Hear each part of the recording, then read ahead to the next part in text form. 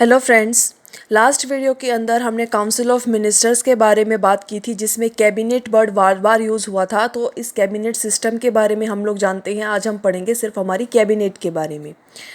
The council of minister has a group inside them known as cabinet. देखो मैंने last video में भी बताया था कि मान लो ये अगर हमारी काउंसिल ऑफ मिनिस्टर है तो इसके अंदर जो इंपॉर्टेंट मिनिस्ट्रीज़ का जो ग्रुप है वो हमारी कैबिनेट कहलाती है। तो जो council of minister as a group inside them into known as cabinet and which help the perform their responsibility and functions. मतलब जो हेल्प करती है काउंसिल ऑफ मिनिस्टर्स को उनके रिस्पॉन्सिबिलिटी एंड फंक्शंस को परफॉर्म करने में। It acts in the name of council of minister. जो हमारी कैबिनेट है वो काउंसिल ऑफ मिनिस्टर के नाम पर ही काम करती है।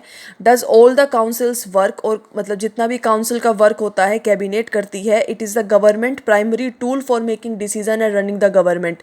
ये हमारी गवर्नमेंट का जो होता है वो प्राइमरी टूल होता है कि भाई कैबिनेट ने डिसीजन लिया, कैबिनेट ऐसा, कैबिनेट वो, आपने न्यूज़ में भी सुना होगा। तो ये प्राइमरी टूल होती है हमारी गवर्नमेंट का डिसीजन लेने में और गवर्नमेंट को चलाने में। It has 15 to 20 people who are the most senior and most effective ministers in the council।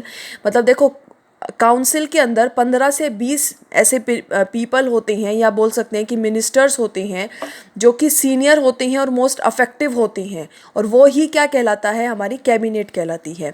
It is the highest body in India's politico administrative system. ये एक हाईएस्ट बॉडी होती है इंडिया के पॉलिटिकल एडमिनिस्ट्रेटिव सिस्टम में। Cabinet का role क्या होता है? The cabinet is the highest level educative authority in the country. Highest level educative authority होती है हमारी कंट्री की। Cabinet decide major questions of policies. मतलब देखो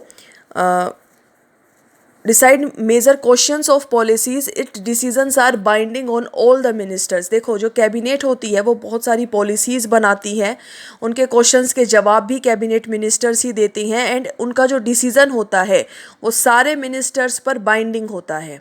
It is also responsible for approving the legislative and financial proposals of the government। legislative और financial proposals भी के लिए यही responsible होती है। जो गवर्नमेंट के जो फाइनेंशियल और लेजिस्लेटिव जो प्रपोजल्स होते हैं उसके लिए भी कैबिनेट ही रिस्पॉन्सिबल होती है।